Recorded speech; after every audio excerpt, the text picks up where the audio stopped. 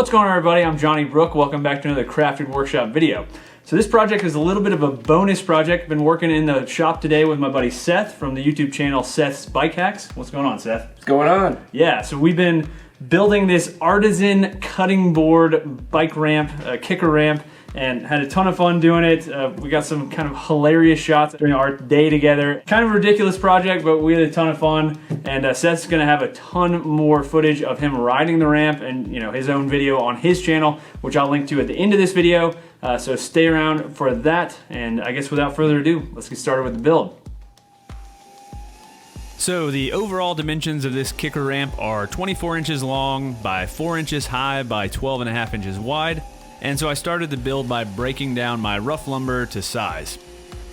So for this build, I used a combination of hard maple, walnut, and a single strip of Purpleheart just to give the ramp a little extra flair. So I broke down the pieces on the miter saw and table saw, and then started flattening one face and one edge of the boards on the jointer. If you wanted to build something similar, although I'll assume I'm the only person that's going to be building something like this, you could buy S4S or square 4 sides lumber from your local lumber dealer and just skip this milling process altogether.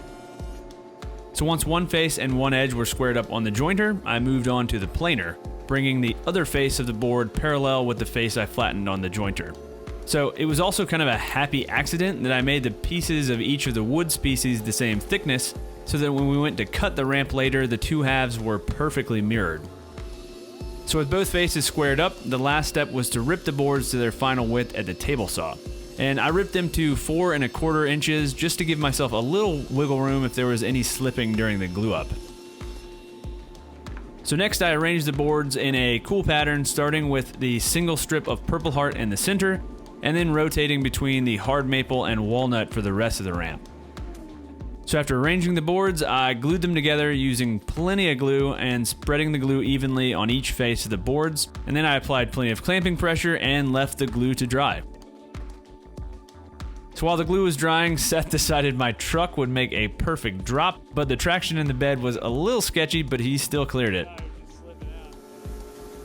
Once the glue dried, I passed this huge chunk of wood through the planer a few times to flatten each face and just smooth things out. And this is one of my favorite parts when building cutting boards. It's just so satisfying seeing the cutting board come out the other side of the planer all smoothed out. Next, I needed to square up each end of the ramp. So first I marked cut lines with my square and pencil. And to cut the ends, I used my miter saw. But I needed to flip the ramp halfway through to finish the cut since the clearance on my miter saw just wasn't quite big enough. And I squared up both ends of the block in this way. So with both ends square, we could lay out the transition of the ramp. And so we wanted the cutting board and tabletop part of the ramp to be about 6 inches wide, so I marked that location. And then we used a piece of 1/4 inch plywood to mark the curve of the transition. So next I needed to cut this curve on the bandsaw, and this was probably the most stressful part of this build. And I designed this ramp so that it would just be narrow enough to fit within the resaw capacity of my bandsaw, and this basically completely maxed out my saw. The cut went really smoothly though, and the ramp looked awesome once it was cut on the bandsaw. So the end of the transition was just a little too thin after being cut out, so I trimmed off that section on the miter saw. And one added bonus that we didn't really anticipate was that the offcut made a perfect landing ramp. So I smoothed out the transition a little bit on the bandsaw and it was ready to go. So next came a ton of sanding. The blade I used left a decent amount of ridges to sand smooth, and I also wanted to blend any of the rough areas just to make the ramp a little smoother. So I went to town with an 80 grit pad on my random orbit sander, and it actually went fairly quickly. And I left it at 80 grit because I didn't want this ramp to be so smooth that you lost traction on it.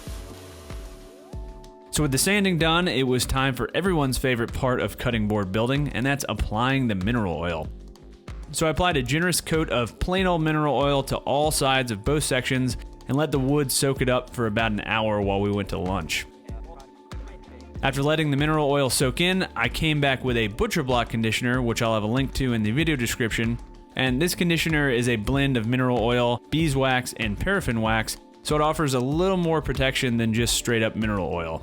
So I applied a liberal coat, let it dry for 20 minutes, then came back and buffed it out. And Seth has a super fancy camera that records in super slow-mo, so we had to get a gratuitous shot of the butcher block conditioner going onto the ramp, and hopefully you enjoy. So with the finish applied, it was time to eat. So we prepped the steak, a really nice cut of ribeye, on the in-grain cutting board I built in a previous video, and I'll have a card if you want to check that build out. To prep it, I just added a little sea salt and fresh cracked pepper, and it was time for the grill. So I cooked the steak for about 7 minutes on each side, turning the steak 90 degrees halfway through each side to get some nice crosshatch grill marks. And we also might have gotten a little carried away with more slow-mo shots, but man, they just look so sweet. Look at that smoke in slow-mo. So with the steak resting, I chopped up some parsley just to break in the cutting board and prep for the steak. And to see the steak being sliced up and eaten by Seth and I, you'll have to check out Seth's video on his channel. So once we finished eating, it was time to ride the ramp. And Seth is a seriously good rider, and he got a ridiculous amount of air off of this tiny little ramp. So first he jumped his bike into my truck bed, then gapped over my driveway, and then we set up the ramp and the landing and just kept moving them apart. And in this shot, the ramps are 11 feet apart and he still clears the gap no problem. Crazy stuff. And overall, I think we were both really impressed with how well the ramps performed. They took everything Seth threw at them and were just super solid. The only time they moved was when Seth tried to 360 off of them, but the amount of lateral torque he's putting on them during this process is crazy. Woo! So after a fun day of building and riding, we slapped some stickers on the ramp and called them done. All right, hopefully you guys enjoyed this one. I know this was a little bit out of left field, but this was a bit of an extra project. I'll be back to my normal projects this coming Tuesday, so stick around for that. But Seth, man, thanks for coming and hanging out, dude. Thank you. Yeah, we had a great time. Work of art. Yeah, again, go subscribe to his channel if you don't already. Check out his video. He got some really cool shots of him riding the ramp. Dude is a seriously talented biker. So thanks again for watching, guys. If you don't already, go ahead and get subscribed. I put out new project videos every Tuesday. Also, a huge shout out to all my Patreon supporters. You guys are awesome. I'll have a list of my top $10 Patreons on the screen. And last, I'll have links to all the materials and tools I used in the video description below.